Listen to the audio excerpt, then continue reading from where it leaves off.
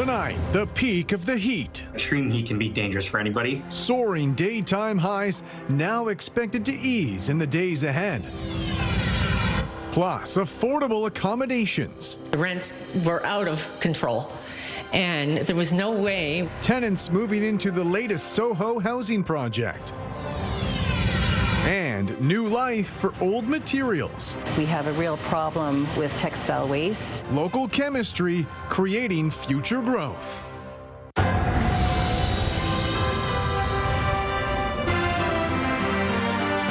CTV News with Carlyle Fiset. Good evening. Thanks for joining us. We begin tonight with the heat warning in place for our region and the possibility of record-breaking temperatures. According to Environment Canada officials, today should be the peak of the current heat wave with an expected high in the 37-degree range. Julie will have more on that momentarily. With the humidex feeling like the mid-40s, the extreme heat warning is expected to last into Thursday, and health experts say time outdoors should be limited and stay hydrated. So I guess the most important thing here is just to recognize that extreme heat can be dangerous for anybody. There are individuals that are higher at risk during these events, including children, infants, pregnant people, older adults, and people with chronic health conditions. So just knowing that this heat event's in place is, we're just trying to remind people to be aware of the heat, do what they can to stay cool, and of course, keep hydrated during the entire time. It's still extremely hot and humid. Good evening. Conditions across our region, as you can see, we do have a heat warning in effect, widespread. Temperatures soaring this afternoon now at Toronto downtown, hitting 37.3 degrees. In London, 35 degrees. Now the record 36.1 back in 1936. But the last time on this day we were this hot was back in 1995, where we were at 35.0. Factor in the humidex and it feels like 41 in London. I know many outdoor sporting events have been canceled this evening. Soccer practices in some areas canceling soccer games out there. Conditions as we head through the late evening staying extremely warm. Temperature hovering at about 33 as we push towards 8 o'clock and still 29 degrees at midnight. That was the peak of the heat. Yes, temperatures will cool a bit tomorrow. Still a forecast high of 33 degrees tomorrow, but the humidex not quite as intense. But we will have to deal with some poor air quality in parts of the region. Forest fire smoke from parts of northwestern Ontario could filter their way towards us. So we'll talk about that. Plus, as we edge towards the weekend, we do have the chance for some rainfall. I'll tell you when coming up in just a few minutes. Carlyle? Thanks very much, Julie. South Bruce OPP say they're investigating a fatal crash in Brockton. They say it happened yesterday afternoon north of Walkerton. According to police, a passenger vehicle and commercial truck were involved, and a 61-year-old from Walkerton was pronounced dead at the scene. Both drivers were taken to hospital with unspecified injuries. OPP say 3 people were hurt when someone driving an SUV crashed into a horse and buggy near Norwich. Police say it happened around 10:30 this morning, and the buggy operator was airlifted to hospital. One other person in the buggy was also treated. Police say the person driving the SUV was taken to hospital for precautions, and the horse was not injured. Officials with the Norfolk County Fire Department say 20,000 pigs were killed in a massive barn fire. They released these images saying they were called to a farm on Highway 3 just outside Simcoe this morning. No injuries to any humans have been reported, and they say the fire is not considered suspicious. The province's tourism minister is under scrutiny for his housing expenses. Public records reveal taxpayers have foot the bill for thousands of dollars in hotel stays. With more on the push for accountability, here's Siobhan Morris. Stan Cho has been called one of the rising stars of the provincial government. But now there are questions about the Minister of Tourism, Culture and Gaming's expenses. The minister got caught with his hands in the cookie jar. Since 2023, taxpayers have covered more than $16,000 worth of Toronto hotel stays filed by Cho. The thing is, his home is just 6 kilometers from the Ontario legislature. MPPs who live within 50 kilometers of Queen's Park aren't eligible to have the public pick up the tab for a hotel unless there's an emergency like a snowstorm. Now, I'd like to know why Doug Ford's ministers think it is acceptable to live the sweet life on the taxpayer dime while Ontarians every day right now are struggling just to afford the basics. Cho's office said they couldn't accommodate an interview, but the minister shared a statement writing, "While these expenses meet the criteria for special circumstances, I will be personally reimbursing the legislature for the entire amount of the expenses incurred." The minister hasn't explained the reason for these hotel stays or why they were initially billed to taxpayers. That's leaving opposition leaders to come up with their own theories. Because he felt entitled to them, right? Entitled to them, just like his boss felt entitled to the luxury private jet, right? And the MO with this government is, let's see what we can get away with. The Ford government called Deb Hutton for a refresher on conflict of interest after the Greenbelt scandal. Now she says the premier needs to make sure his MPPs understand what's acceptable to expense, something she thinks has slipped. We're past the point where just adhering to what the actual policy is really smart. You need to actually respect tax dollars, and I think in this case, Stan Cho didn't. Siobhan Morris, CTV News. A CTV News investigation is looking into what happens when a police officer lies when taking the witness stand in court.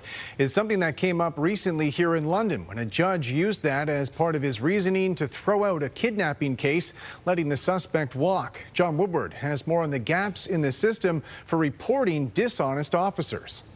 This is surveillance video in a parkade in London, Ontario. That's a Toronto man on the ground getting arrested. And there, a police officer kicks him in the face, something a judge found the officer lied about in testimony. It's surprising because it's an easy lie to catch if the officer is saying one thing, but the objective video evidence is showing another. Dishonesty by police on the stand happens occasionally. A report by Western University earlier this year identified since 2015 11 cases where officers from the Toronto Police Service and Peel Regional Police lied or provided false testimony. In high-profile cases, police forces often take action directly, like in this case from 2015, where a judge found a Peel officer stole a Tony Montana statue from a storage locker during a search and lied about it. Not all cases make the news. Prosecutors have an obligation to flag an officer to their own police service if a trial crown becomes aware of credible and reliable information that an officer has been deliberately untruthful under oath. An FOI by CTV News shows that's happened 28 times in the last decade. But those cases identified in the Western report weren't on the list, a sign that there are gaps in the system, says NDP MPP Jenny Stevens. An overwhelming majority of police officers serve with integrity. So I want to be very clear, honesty in the justice system is non-negotiable. A spokesperson for Ontario's Attorney General said our list may not capture some types of cases, but stressed it is fundamental to the administration of justice that police officers' statements made under oath are truthful. When confronted with the dishonesty at court over this incident in London, the judge's reaction was to toss the charges. John Woodward, CTV News. A policy requiring large offices be located in downtown London has complicated a plan by local tech company Carfax to relocate to Westmount Commons Mall. If business decides that it has to tick several boxes and they can't find it in London, Ontario, they will simply move. And what a disaster that would be. 800 jobs going bye-bye. That will set a precedent that will forever hurt the downtown, its recovery, and what we all here say we want to bring our core to. Farhi Developments asked the Planning Committee to delay a decision until it firms up a commitment from Carfax to move to a renovated office space at the mall with 900 parking spots. City staff recommend refusing the rezoning because it would violate a policy that requires large offices to be in the downtown. The committee supported deferring a decision because they want to hear from Carfax about its decision not to move downtown. We just went through a long process of doing a downtown plan. And one of the recurring themes that keeps coming up is the vacancy rate is too high downtown. And here we have a commercial tenant that can help alleviate that. We need first-hand information where we stand as a city. We cannot lose them. Do we prefer downtown? Yes. But we need this information. City councillors in Chatham-Kent say they want more details before deciding whether to relocate the community's main fire station. They voted 16-3 to have staff report back on a proposal to build a new station at the former St. Ursula school site. The September report is expected to include a preliminary design with public consultation also planned. The first tenants are moving into a new mixed-income housing development in London's Soho neighborhood. As Rita Ismail reports, the project is meant to offer affordable accommodations as the cost of housing climbs higher. Just months ago, Carrie Hart says she was staying at a shelter, sometimes even sleeping in her car while searching for an apartment she could afford. Today, the 66-year-old is settling into a brand new home at Village Soho. The rents were out of control, and there was no way when you're bringing in $2,800 a month, you can't pay $2,400 for rent. Welcome to River Ridge. Hart is one of the first tenants moving into Village Soho, a new mixed-income community built on the former Victoria Hospital lands. More than half of the development's 690 rental apartments are classified as affordable, giving people who have struggled with rising housing costs another option. When they showed me this apartment, it was just unbelievably beautiful. The project is the result of 6 nonprofit housing organizations working together to create a community where affordable and market rate housing exist side by side. What the whole Village Soho concept is, it's a mixed community, meaning there's affordable units, but there's also market units, because as everyone knows, construction is very expensive, and we need everyone to kind of pay a fair share, but the market units help subsidize the affordable units, and it really is a nice cross-section of the city. Housing advocates say projects like Village Soho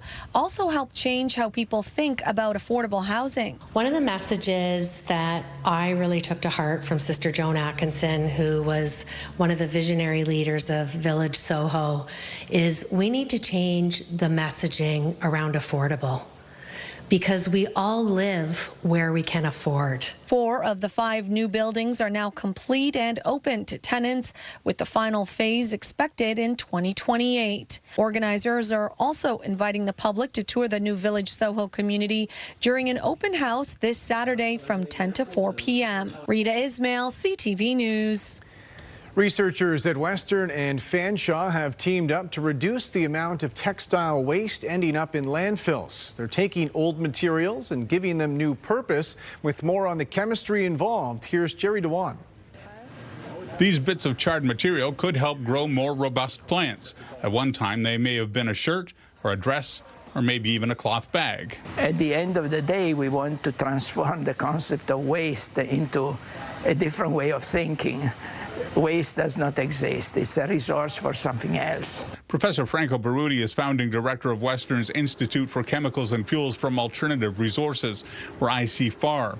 His researchers have been working in conjunction with Fanshawe College's Center for Research and Innovation towards dramatically reducing the amount of textile waste going into landfills. We have a real problem with textile waste and the amount of clothing that we discard. Jennifer Wright is a professor and researcher from Fanshawe's fashion design program who has been looking for solutions to the clothing waste problem for a number of years. We've been collaborating on different stages of this project now for 3 to 4 years. What the researchers have landed on is biochar, using extreme heat to separate the elements of materials, leaving a charcoal-like substance free of chemicals. One application for biochar could be for enhancing soil for crops, with greenhouse experiments showing encouraging results. It helps the soil hold on to the water and nutrients better for the crops, and then also it gives some habitats for the microbes. The plan now is to create a test plot on ICFAR lands growing crops using biochar.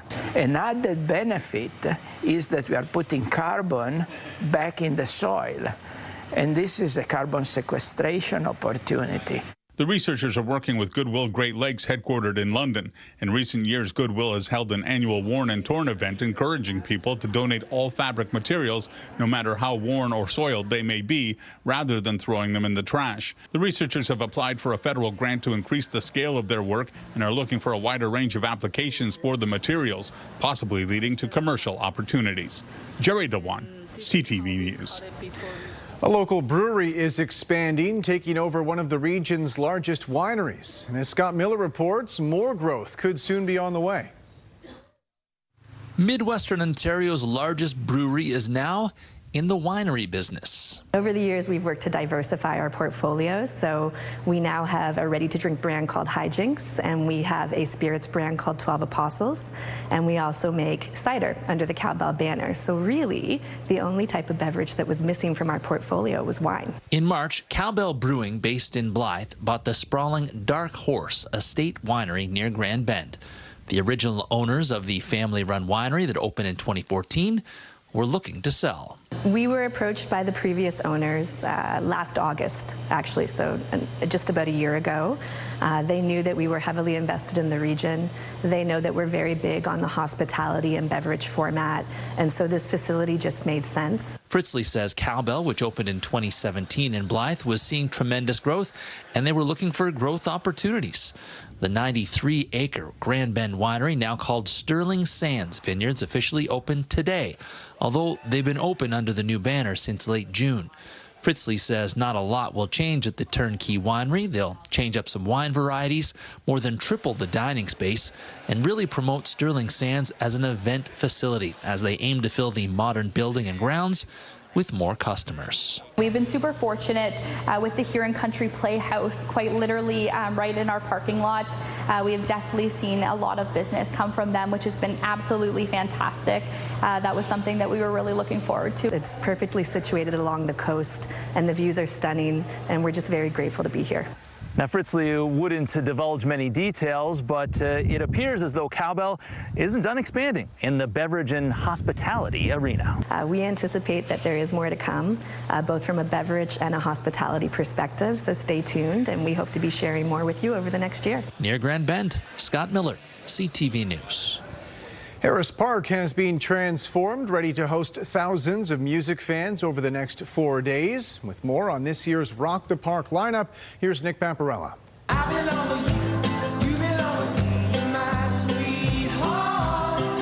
The Lumineers are among the headliners for the 4 nights of Rock the Park in downtown London. The annual music festival attracts more than 40,000 fans to Harris Park. Our 22nd year, Nick. We've got 4 great nights. Some say it's our best full 4-day lineup that we've ever had. With final preparations being made to the park, bands will hit the stage starting Wednesday afternoon. Lumineers, a world-class playing stadium artist. We've got amazing to be able to open the festival with them is fantastic for us. That's Wednesday. Then we get into our country night with our partners at Pure, with Jordan Davis and Tucker Wetmore. On Thursday, Friday, just a great night, party night with our friends at Virgin, with Nelly and Shaggy and, Afro Man, Omi. Great hip-hop fun night, sort of a tradition we've had for almost 10 years now. And then Saturday's our hard rock night that always sells very, very well. People seem to love it, and we're thrilled. With summertime construction in full swing downtown, Brad Jones says pedestrian traffic will be kept clear. There's not going to be any change for people this year. They can still enter and exit through under Dundas Street, Dufferin as well, off of the end of Dufferin Street. And, of course, our Blackfriars Bridge is open to have people coming down the side path. If you're thinking of coming down to Harris Park, tickets are still available for all 4 nights. You can get them at rockthepark.ca or here at the gate. And like every year, there is a charitable component to Rock the Park. Children's Health Foundation, the Anita May Foundation out of St. Thomas, very good friends, personal friends of ours, doing great things for mental health. And, of course, Big Brothers Big Sisters. We've got 3 great partners that they bring 150 volunteers each night to pour cold beer and serve cold water. And it makes it for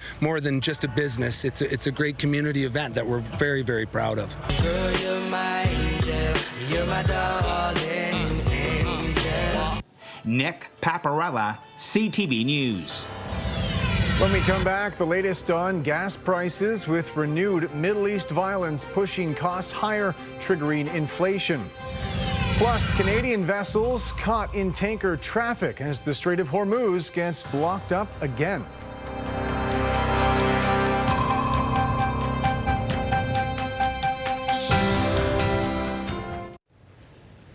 Welcome back. Gas prices are expected to rise higher in the midst of renewed fighting in the Middle East. With more on those factors and where the impact will be felt the most, here's Adrian Gabriel. The painful process of pulling up to the pumps is set to get even pricier. Every time I hear the news is going up, it's a scary thing, man. Gas prices are ticking upwards at midnight, anywhere from 5 to 10 cents per liter, depending on where you're located in the country. We are seeing the effect of a shortage, of scarcity, of an energy crunch. This is the average predicted price for regular gas in cities across Canada as of tomorrow, with one of the highest expected averages to be found in Vancouver at 198.9. One of the cheapest averages will be located in Edmonton at 165. The world is quickly running out of oil, available oil to meet demand. The price for Brent crude today hovered around $85 per barrel. The price this time last year was $66.84 per barrel. Stateside inflation in the United States cooled last month in part because of a dip in gas prices. Though the renewed strikes on key assets by both the U.S. and Iran in the Gulf has been a driving factor behind the rise in oil prices for a second consecutive day. It's frustrating. It's a little bit scary, because I got a kid that I got to feed as well. We still need to drive, so you're stuck. Yeah. The road ahead for budget-conscious consumers and drivers remains both turbulent and unpredictable. An additional heads up for those families who are planning to load up their cars and head out for a summer road trip this weekend. Gas prices are expected to continue to increase later this week. Adrian Gabriel, CTV News, Toronto. Meanwhile, 2 Canadian ships are in the Strait of Hormuz right now as President Donald Trump threatens to restart the American blockade. With more on those vessels and the reaction in Ottawa, here's Judy Trin. 2 Canadian cargo ships have been stuck in the Strait of Hormuz for 136 days. The vessels, owned by Quebec company Desgagnés, have been unable to get out during a ceasefire that didn't hold. The tension is extreme right now, so I'll say we were a little bit unlucky in the time and space here. On the weekend, Tehran launched attacks on tankers belonging to U.S. regional allies. A ship from India was also hit, while Washington struck Iran's port cities and vessels. Donald Trump is reimposing the naval blockade, but walking back plans to charge ship protection fees. The U.S. president says Saudi Arabia, the UAE, Bahrain, Qatar, and Kuwait made him a different offer. It was never fair to me that we would be guarding the strait when we basically don't take anything. We don't need the oil at all. They said we'd love to do it a different way. We'd love to invest in the United States with billions and billions of dollars. The war on the waterway has prevented the 2 ships owned by Desgagnés from returning to Canada to embark on deliveries to the Arctic Circle as the ice melts. Desgagnés has had to hire replacement ships from Europe in order to deliver essential supplies to northern communities. This was a big cost. So we had to brought the ship here in Montreal, pay the fuel, pay the crew, pay the renting of the ship. There are currently no Canadians on board Desgagnés stranded ships. Most of its crew are from the Philippines or Ukraine. And just 3 weeks ago, the company was able to get replacement merchant marines on board its ships. Judy Trin, CTV News, Ottawa. Julie's on the desk with me now. Obviously a hot one today, as we've already discussed. And I know we didn't quite hit those record temperatures that you were keeping track on, but still really hot today, and I mean cooler tomorrow in a technical sense. Yeah, so today was 35, tomorrow 33, but we may have to contend with some smoky skies tomorrow. So we are seeing reports of poor air quality to the north, areas like Barrie and Peterborough, seeing smoke in the sky in terms of that smoke being able to filter down towards our area. Well, our winds are shifting to the northwest tomorrow, and as a result, we could see some hazy conditions. Well above normal across the area and shy of the record set back in 1936. It's still 35 degrees outside, and it still feels like the low 40s. The winds on the hour out of the west from about 15 to 20 kilometers per hour. Now, I want you to take a look at this satellite radar. This is the ridge, and it's in place over the Great Lakes and a big portion of the U.S. Now, as we head into the next couple of days, that ridge is going to flatten and sink southward. So we are expecting that northerly wind to come in. Now, it's still summer, so temperatures are still going to be quite hot and humid. However, the oppressive heat that's been in place through the day today will start to ease just a bit. Now, you can see on the periphery of this ridge, we have rain showers and a few thunderstorms that have bubbled up today in parts of southern Quebec. These are ridge riders, so showers and thunderstorms right along that ridge boundary. So temperatures yesterday in northern Ontario hit 40 degrees in some areas, breaking numerous records. All-time record heat in place across northern Ontario. Not quite as hot today with the passage of this weak front. And again, as I mentioned, that ridge is starting to shift southward. So you can see temperatures starting to come down just a bit across the prairies. Now, big thing tonight, of course, is the forest fires in northwestern Ontario and the smoky conditions. You can start to see this is reading the carbon in the atmosphere, and that's the smoke that we're seeing tonight. So as the winds shift northwest tomorrow, we will start to see some of that smoke filtering down. Temperatures overnight, not a big drop off for us, so we still hold on to the warmth. It'll still feel like the low to mid 30s through the overnight. Forecast lows 21 to 24 degrees, so staying quite warm, especially along even the lakes, 23 to 24 degrees overnight. As we go out 36 hours, we are into a mix of sun and cloud tomorrow afternoon. Again, some hazy conditions. That weak front will slip through. All it does is bring us a shift in the wind, so the winds come in from the northwest. But again, that northwest wind will start to bring in some of that smoke further southward, leading to poor air quality. Environment Canada already issuing an air quality advisory for the Bruce Peninsula, and that includes Wyerton and Tobermory. Your forecast for your Wednesday: sunshine, a hot start to the day, a mix of sun and cloud in the afternoon. 33, feeling like 38. So feeling like 38 today. It felt like the mid-40s, so still extremely hot, humid, and heat concerns, obviously, for the very young and elderly and anyone with any health conditions at all, especially when you add in the smoky conditions and the poorer air quality. Temperatures as we head toward the weekend, a bit cooler, 29 degrees, and then the risk of showers, or the hope, I guess. We'll keep our fingers crossed for some rainfall Friday night into Saturday. We do have the chance for a bit of rain over the weekend. Daytime highs 27 to 29 degrees. Monday, mainly cloudy with some breaks in 26, and some showers in the forecast heading into Tuesday afternoon. Midwestern Ontario, likely poor air quality, especially through Grey and Bruce County as we head into tomorrow morning. And again, keeping an eye, any kind of shift in those forest fires, and again, if they continue to grow or start to move even a bit, that really changes how some of that smoke filters down. We have sunshine in the forecast to a mix of sun and cloud for your Thursday, and then sunshine Friday before some nighttime rainfall, keeping the hopes up that we will pick up a bit of rainfall. Carlyle, in terms of this heat, humidity, and lack of rainfall, we are in the need across the area, so we'll be counting down to Friday night. Hopefully, we will pick up a bit of moisture, but still hot as we head into the weekend. All right, Julie, thanks very much. Still ahead, the risks of uninsured drivers. What happens when someone else crashes your vehicle without the proper paperwork? This week in Prize Town, we have the gift of hope, a $100 OLG voucher up for grabs. Yeah, if you're enjoying summer vacation and you never want it to end, be listening at 7:10 tomorrow morning. Good luck.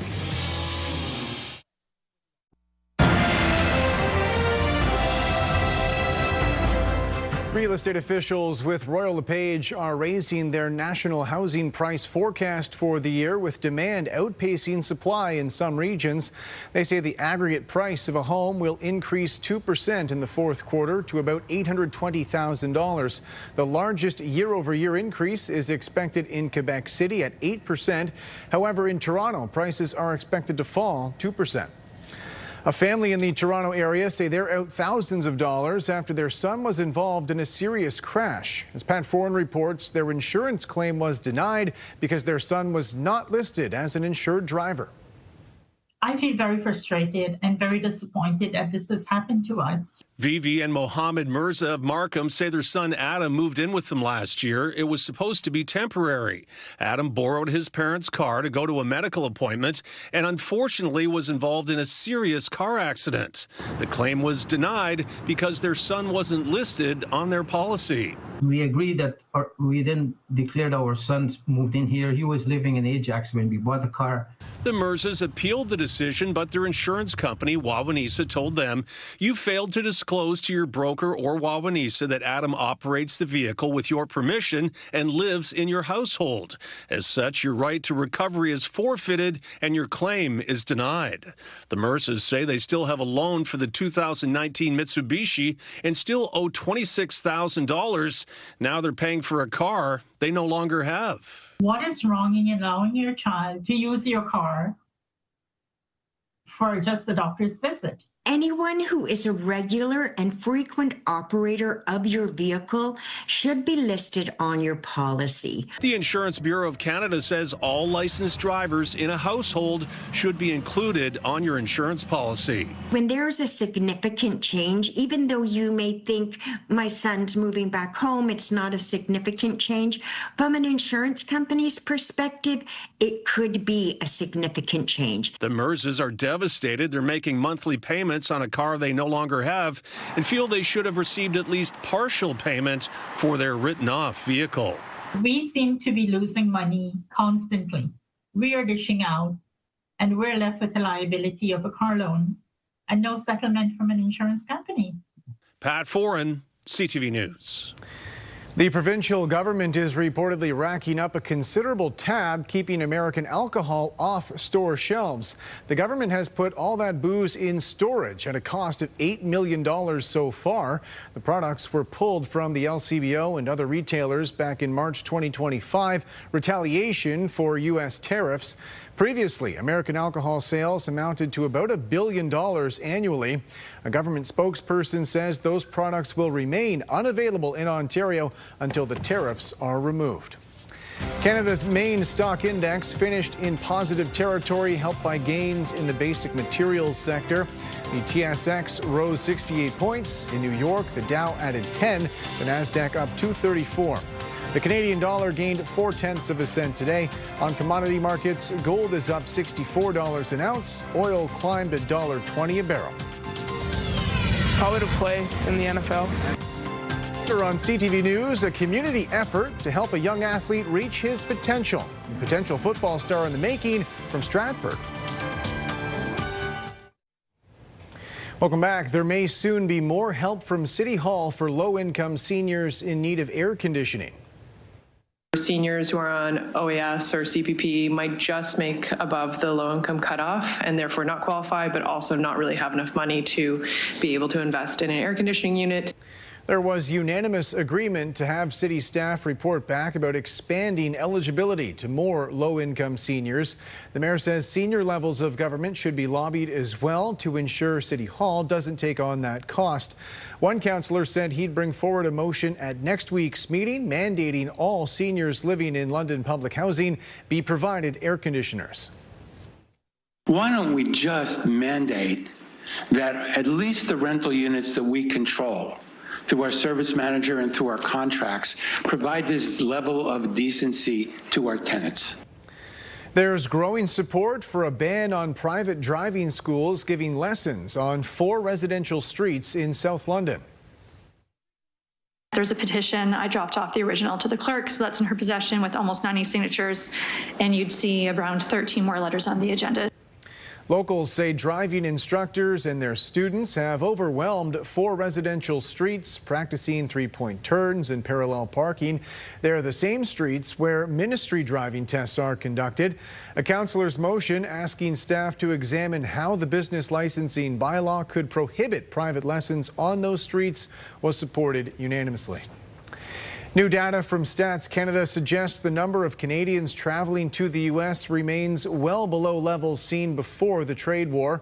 The agency released preliminary figures showing return trips from the U.S. were up for a third straight month in June, rising 3.2%. However, that's still about 30% below travel numbers from 2 years ago. The increase is attributed to a roughly 5% increase in car visits and a nearly 4% decrease in air travel.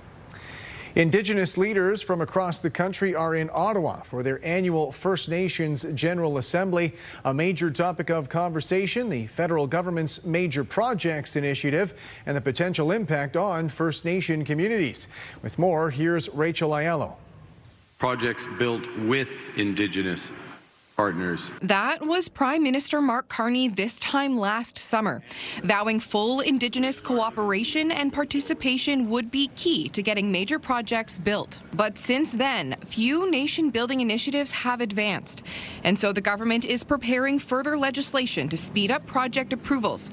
And that is sparking fresh concerns for First Nations. The federal government can try and set up all the timelines that they want for project approvals, but they can't put a deadline on First Nations rights, and you have rights. First Nations representatives are gathered in Ottawa this week for the AFN annual general meeting. And Carney's plans to expedite impact assessments for energy and infrastructure developments has taken center stage. There is more dialogue needed before we agree to any process. We're not going to allow anything to happen without us being involved directly. Those CTV News spoke with said they still feel left out of the conversation or are lacking the information needed to offer informed consent. We see Prime Minister Carney all over the country and all over the world talking about our lands and our resources, but yet we have not seen them on the ground to engage us in any sort of fashion, and that needs to happen quickly. Do the right thing. Do it honestly. We'll move a faster ahead, right? First Nations leadership will also be discussing child welfare, housing, and calls for the Vatican to rescind a series of papal decrees. They will also hear from a slate of federal cabinet ministers. Mark Carney is not scheduled to speak, though he will be convening a meeting of First Nations chiefs in October. Rachel Aiello, CTV News, Ottawa. Tomorrow on CTV News, ready to rock the park. Thousands of fans expected to crowd Harris Park with the Lumineers headlining Night 1. That's tomorrow on CTV News at 6.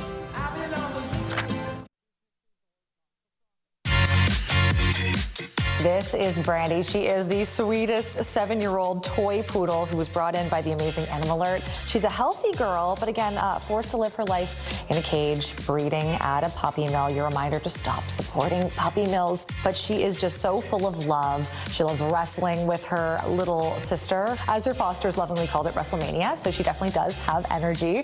She loves her toys. She loves snuggling. She does have a bit of separation anxiety, so again, going to a home with another small dog would be so ideal. She's not cat or kid tested, but judging by her chill factor, we think she'd be just A-okay with that. If you want to check out more info on Sweet Brandy here, you can check out animalert.ca. You can follow them on socials. And again, maybe you could be taking Brandy home because she's so sweet. Look at her little face. If you're interested in adopting, visit animalert.ca for more information. A nice scenic shot to share with you this evening. Thanks, Matthew Penny from St. Thomas, for sending this photograph in. Clear overnight and another hot one on the way for tomorrow. The humidity not quite as intense Wednesday afternoon, but still feeling like the upper 30s. We're into sunshine. The next opportunity for rain coming in Friday night. A show of unity in France celebrating Bastille Day.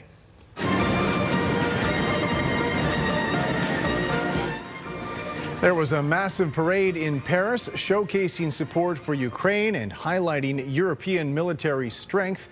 This year's event included troops and warplanes from across Europe as well as Ukraine, which garnered boisterous cheers from the crowd.